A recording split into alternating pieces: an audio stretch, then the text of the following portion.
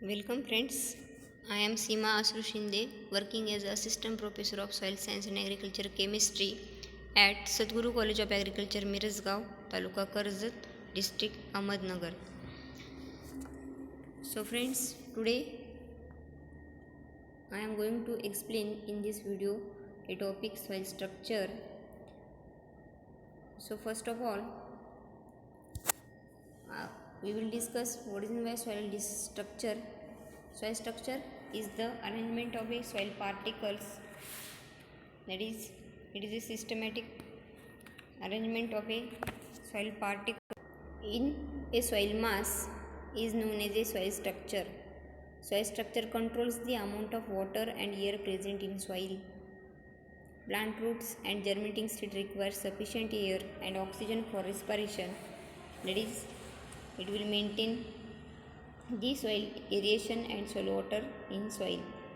Then soil conditions and characteristics such as water movement, heat transfer, aeration and porosity are much influenced due to the soil structure. In fact, the important physical changes imposed by the farmer in plowing, cultivating, draining, liming and manuring, etc.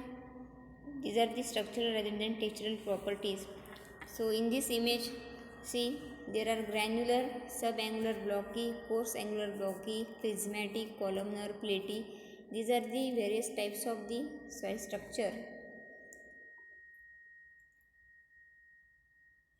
In that types of soil structure, see first plate-like, prism-like, block-like and spheroidal. These are the main types of the soil structure. Under that, first one is the plate-like. It is the horizontal dimensions are much developed than the vertical axis, resulting in flattened, compressed or lens-like appearance to the pads. That means horizontal structure is improved. When the units are thick, they are called platy, and when the units are thin, they are called laminar. In this image, we can see the plate-like structure and laminar. The platy type is often inherited from the parent's material. Then second one is the prism-like. These are subdivided into two structures, that is a prismatic and columnar. What is a prismatic? In that, when the tops of the prisms are still plain, level and clean cut. That means the vertical axis is more developed than the horizontal, giving a pillar-like shape. When the top of such a pad is rounded, the structure is termed as a columnar, and when it flat, it is known as a prismatic. They commonly occur in subsoil horizons in arid and semi-arid regions. Then block-like structure, all three dimensions are about the same size and the pads are cube-like with flat or rounded faces.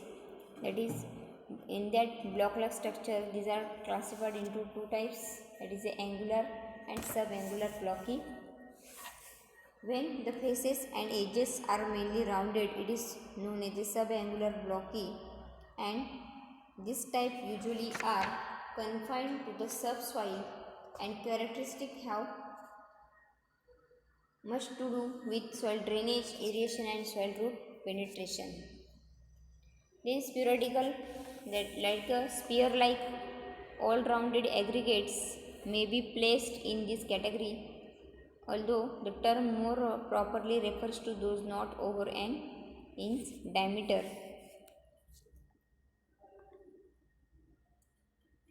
See, classes of a soil structure, in that very fine, second fine or thin, third medium, fourth coarse or thick, and last one is very coarse or very thick.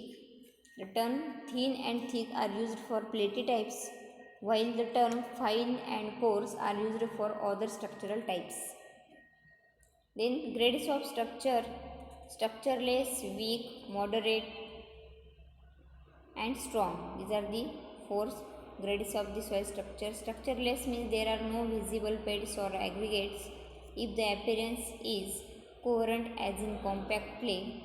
The term massive is used, and if non-coherent as in loose sand is called a single grain.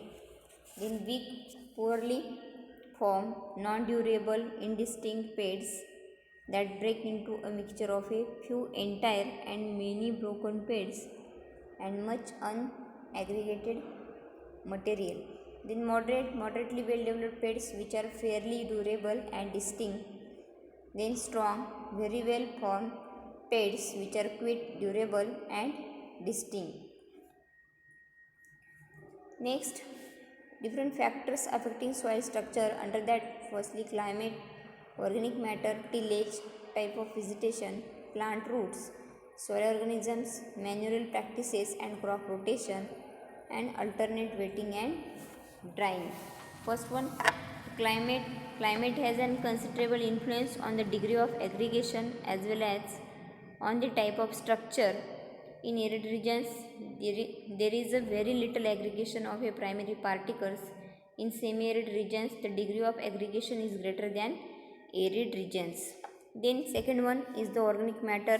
Organic matter improves the structure of a sandy soil as well as a clay soil.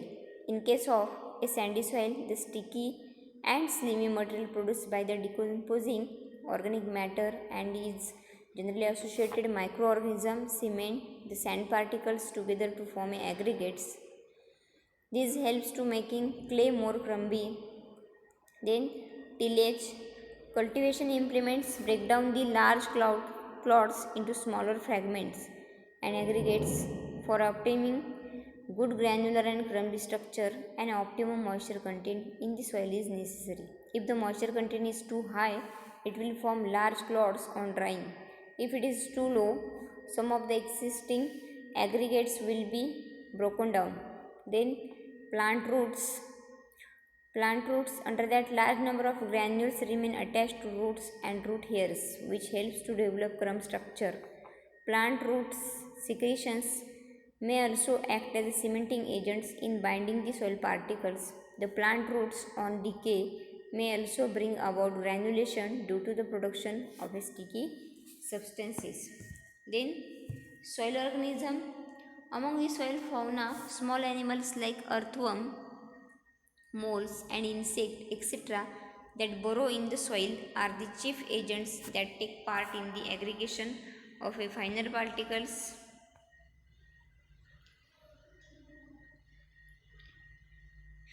Then fertilizer like sodium nitrate destroy granulation by reducing the stability of aggregates. Then wetting and drying. When a dry soil is wetted, the soil correlates swell on absorption water. On drying, shrinkage produces strains in the soil mass, gives rise to cracks, which break it up into clods and granules of various sizes.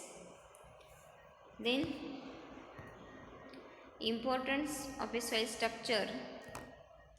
See, physical property in relation to plant growth, influences in porosity.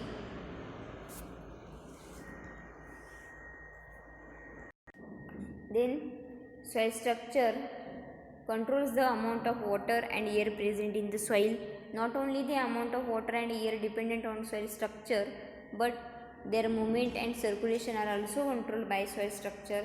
Also, it affects the tillage practices. Structure controls runoff and erosion. Then platy structure normally hinders free drainage, whereas sphere-like structures help in drainage. Then crumbly and granular structure provides optimum infiltration, water holding capacity, aeration and drainage. It also provides good habitat for microorganisms and supply of a nutrient. These are the some importance of structure.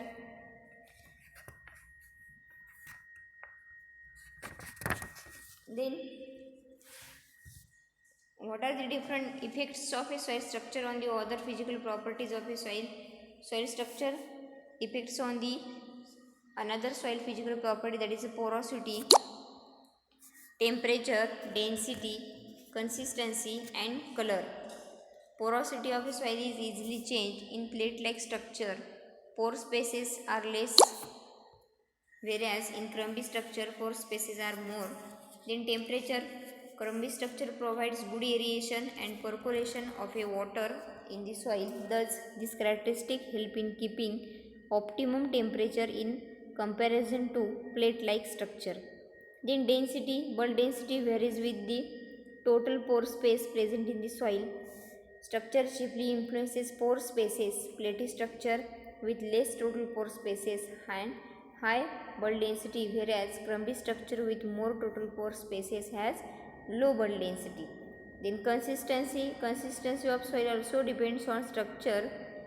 Plate-like structure exhibits strong plasticity. And then color, bluish and greenish color of soil are generally due to poor drainage of soil. Platy structure normally enters free drainage. This is all about the soil structure. Okay, thank you friends.